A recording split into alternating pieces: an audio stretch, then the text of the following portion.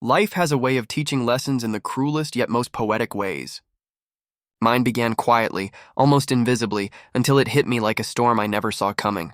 My wife, Anaya, the woman I had loved with every fiber of my being, left me. Not for someone like me, but for Raj, a man who had wealth, charm, and the kind of life that glittered with luxury. And as fate would have it, karma didn't wait long before teaching her its harshest lesson.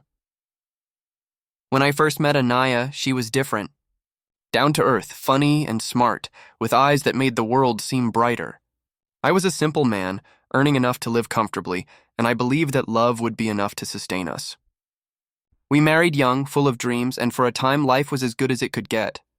We had small joys, quiet dinners at home, weekend walks, and laughter that filled our modest apartment. I thought we were happy, but slowly I noticed changes. Anaya began spending more time on her phone, giggling at messages she quickly hid whenever I entered the room. She started dressing in clothes that screamed wealth and status, ones I couldn't afford, and she began frequenting upscale cafes and boutique stores. At first, I blamed stress from her job or a need for self-expression. I told myself I was being paranoid, but deep down, an unease settled in my chest like a stone. The first real hint came one evening when I saw a message pop up on her phone. "Can't wait to see you tonight," from someone named Raj. My heart sank. I didn't confront her immediately.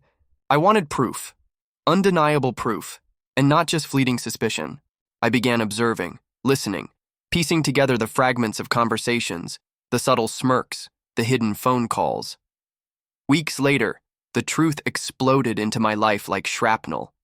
Anaya confessed, coldly, indifferently, that she had been seeing Raj for months. "I can't do this anymore," she said. Her words were calm, but they cut through me sharper than any anger or argument could. "I need more than this life. More than you." That was it. Our marriage, which I had believed to be strong, was over. I was crushed. My world, built around love and trust, collapsed. Nights were sleepless, and days were endless cycles of numbness. But amid the heartbreak, I discovered something important. Life doesn't end because someone leaves. It begins again in ways you never imagined. While Anaya indulged in her newfound life of luxury, dinners at five-star restaurants, weekend getaways in exotic locations, and gifts I could never afford, I began rebuilding myself in quiet, humble ways. I took long walks alone, explored places I had never been, and rediscovered passions I had buried under years of work and marriage.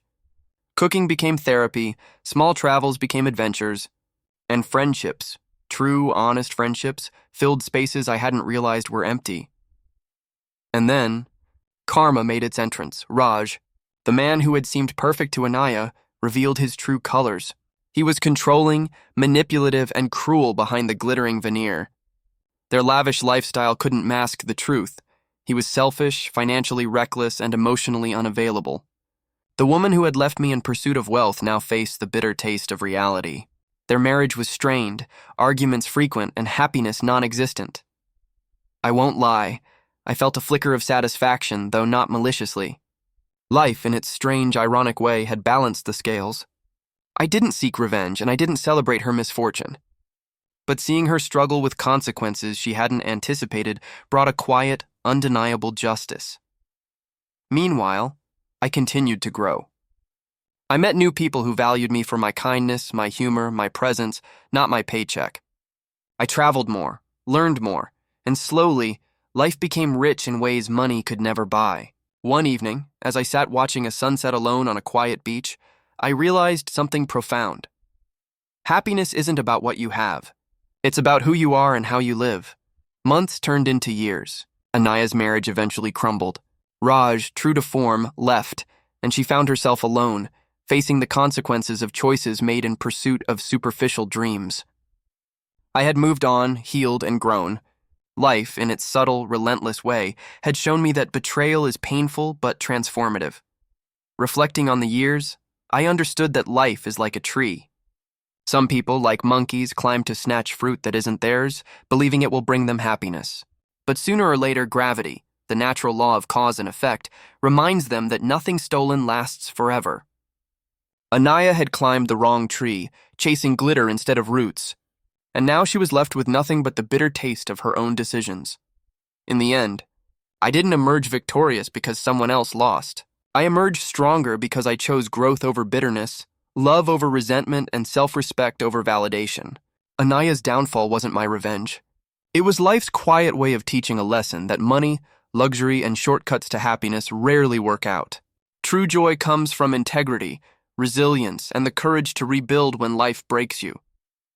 As I walked away from the past, I carried no anger, no longing, only the clarity that life has its own balance. Karma, I realized, is not vengeance, it's inevitability. And in that inevitability, I found freedom.